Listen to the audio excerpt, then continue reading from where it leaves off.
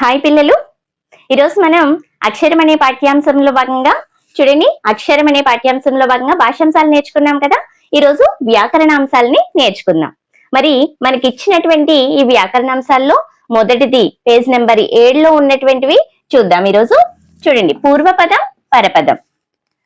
అలానే గీత గీసిన పదాలను విడదీయండి. ఇది మనకి ఇచ్చినటువంటి క్వశ్చన్ అమ్మ. పూర్వపదం అంటే ఏంటి, పరపదం అంటే ఏమిటి, అలానే గీత గీసిన పదాలను విడదీయాలట. చూడండి, మరి పూర్వపదం, అసలు పదం అంటే ఏంటి మీకు తెలుసు కదా. పదం అంటే ఏంటో, కొన్ని అక్షరాలని కలిపితే మనం దాన్ని పదం కింద ఏర్పాటు చేస్తాం కదా.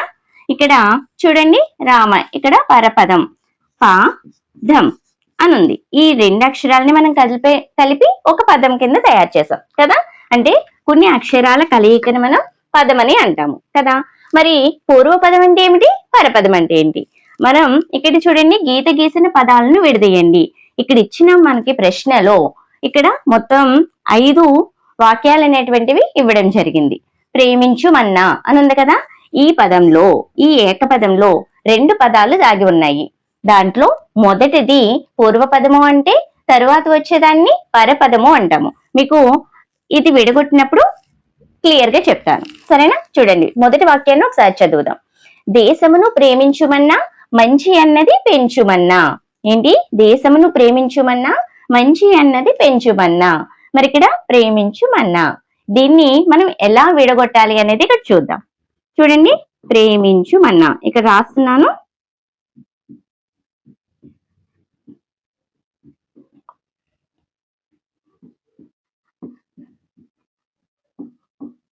ప్రేమించుము ప్లస్ అన్నా, ఈ పదం ఉంది కదా. ఈ ఏకపదాన్ని 2 పదాలుగా మనం విడగొట్టాము. ఈ 2 కూడా స్వతంత్రమైనటువంటి అర్థం కలిగినటువంటి పదాలు, 2 శబ్దాలు మాట ఇవి. ప్రేమించుము అనేది ఒక శబ్దం అయితే అన్నా అన్నది ఒక శబ్దం. ఇక్కడ 2 పదాల కలయికతో ఏర్పడింది ఇక్కడ ఏకపదం, సరేనా? ప్రేమించుము అని. మరి దీంట్లో పూర్వపదం ఏది, పరపదం ఏది అని తెలుసుకోవాలి. ఈ ప్లస్ గుర్తుంది కదా, దీనికి ఈ ముందు వైపు ఉన్నది పూర్వపదము అంటాం.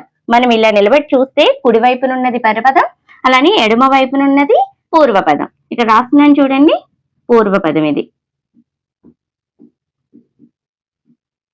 ఇది పరపదం. కుడి వైపునున్నది పరపదం అంటారు. ఇప్పుడు తెలిసిన పదం అంటే ఏంటో తెలుసుకున్నాము. కొన్ని అక్షరాల కలయికని పదము అంటారని. మరి ఇక్కడ 2 పదాలు విడగొట్టినప్పుడు, ఏకపదంగా ఉన్న వాక్యాన్ని, ఒక పదాన్ని మనం విడగొట్టినప్పుడు 2 పదాల కింద విడగొట్టాం. ఈ 2 పదాల్లో మొదటి ఉన్నది దాన్ని పూర్వపదమని మొదట, తర్వాత ఉన్న పదాన్ని పరపదము, ఇతరము అని కూడా మనకి అర్థం వస్తుంది పరపదం అంటే. మరి ఇక్కడ పూర్వపదం, పరపదం గురించి కూడా తెలుసుకున్నారు కదా ఇప్పుడు మీరు. మరి ఈ విధంగానే విడగొట్టాలా?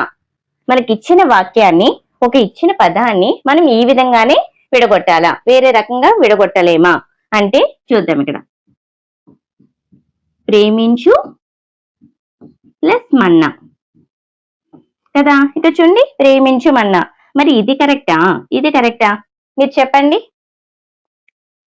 మరి మీకు చెప్పాను, ఏ పదాన్నైనా సరే విడగొట్టినప్పుడు దానికి స్వతంత్రమైనటువంటి అర్థాన్ని ఉండాలి అని చెప్పి. మరి మన్నా అనే దానికి ఏమన్నా అర్థం ఉందా? లేదు కదా. అన్న అంటే ఒక సంబోధన, అన్న, అమ్మ, అయ్య, ఇలా మనం సంబోధిస్తాం. మన్నా అని ఎవరినైనా సంబోధిస్తామా మనం? కాబట్టి ఇది మనకి రాంగ్ ఆప్షన్ కింద చూడాలి, సరేనా? మరి రెండవ పదాన్ని చూద్దాం. పెంచుమన్నా.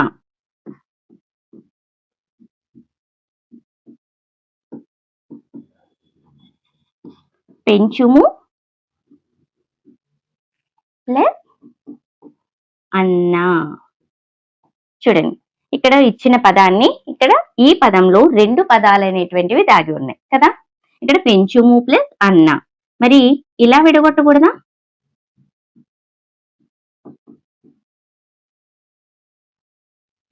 మరి రెండిట్లో ఏది కరెక్ట్ అయిన ఆప్షన్ అంటే చూడండి, పెంచుమా, పెంచుమా అన్నది పూర్తి అర్థాన్ని ఇవ్వడం లేదు. ఇక్కడ శబ్దం అనేది కూడా మనకి ప్రాధాన్యమే. మనం విడగొట్టినప్పుడు 1కి 2 సార్లు ఆ పదాన్ని మనం ఉచ్చరించాలి.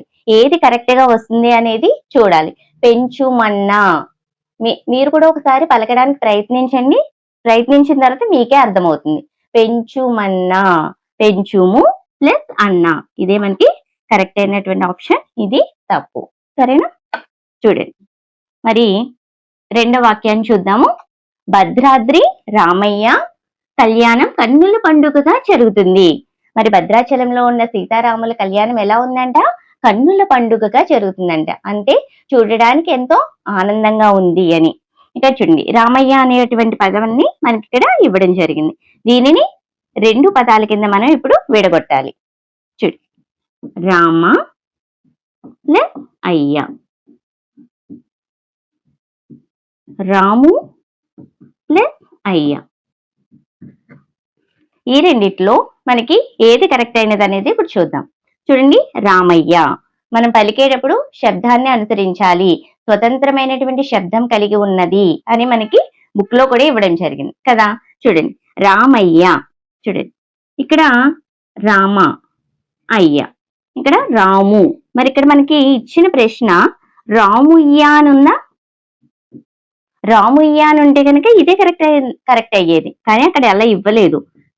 రామయ్య, రామ ప్లస్ అయ్య, ఇది మనకి కరెక్ట్ అయినటువంటి ఆప్షన్. సరే, చూడండి, చదువు నేర్పే గురువులకిదే మా వందనం. వందనం అంటే నమస్కారం. గురుదేవో భవ, ఆచార్య దేవో భవ అంటాం కదా, అది. చదువు నేర్పే గురువులకిదే మా వందనం. ఇక్కడ ఇచ్చినటువంటి గీత గీసిన పదం ఏంటి? గురువులకిదే.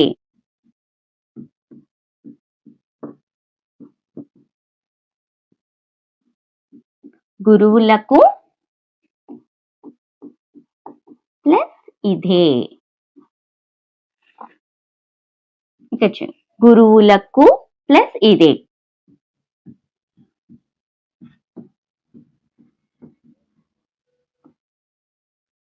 ఈ రెండిట్లో మీకు చూడండి, గురువులకి ఇదే, అప్పుడు ఏమవుతుంది? గురువులకి ఇదే. గురువులకు అనేటువంటిది మనకి కరెక్ట్ అయినటువంటి ఆప్షన్ అమ్మా ఇక్కడ. సరేనా? శ్రీశైల మల్లన్న కోరిన కోరికలు తీర్చే దైవం. మరి శ్రీశైలంలో ఉన్నటువంటి మల్లికార్జున స్వామి మన కోరికలను తీర్చేటటువంటి దైవం అని చెప్తున్నారు. ఇక్కడ చూడండి, మల్లన్న, మల్లన్న అనేటువంటి పదాన్ని మనం ఎలా విడగొట్టాలి? మల్లా ప్లస్ అన్న, మల్లు ప్లస్ అన్న, లేకపోతే మా ప్లస్ లన్నానా? చూడండి, మా లన్నా అనేటువంటి పదాన్ని మనం అసలు ఉపయోగించాం కదా, ఇది రాంగ్ అనేటువంటి ఆప్షన్. ఇక్కడ మల్లున్నా అని మనకి ఇవ్వలేదు, మనం పదాన్ని చదివితే మల్లన్న, లన్నా. చూడండి, ఇది కరెక్ట్ అయినటువంటి ఆప్షన్, మల్లా ప్లస్ అన్న. సరేనా? మరి ఈ లాస్ట్ చూడండి, సింహాద్రి అప్పన్న నమ్మిన భక్తులకు కొండంత అండ. మరి అప్పన్న స్వామి మనకి నమ్మిన భక్తులకి కొండంత అండగా ఉన్నారంట. మరి అప్పన్న అనేటువంటి ఈ వాక్యాన్ని మీరు విడగొట్టి నాకు చెప్తారా? ఇది మీకు ఇస్తున్నటువంటి ప్రశ్న. దీన్ని మీరు విడగొట్టి రెండు పదాలకే విడగొట్టి పూర్వపదం ఏది, పరపదం ఏది అనేది మీరు నాకు రాసి చెప్పండి, కామెంట్ రూపంలో తెలపండి. సరేనా? మరి ఇక్కడ ఉన్న వాక్యాలన్నిటినీ ఒకసారి మీకు రాసి చూపిస్తాను.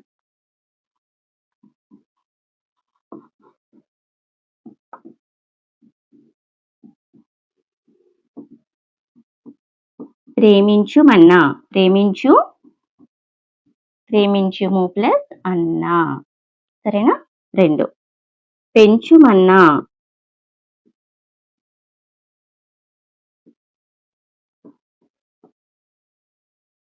పెంచుము ప్లస్ అన్నా. రామయ్య, రామ ప్లస్ అయ్యా.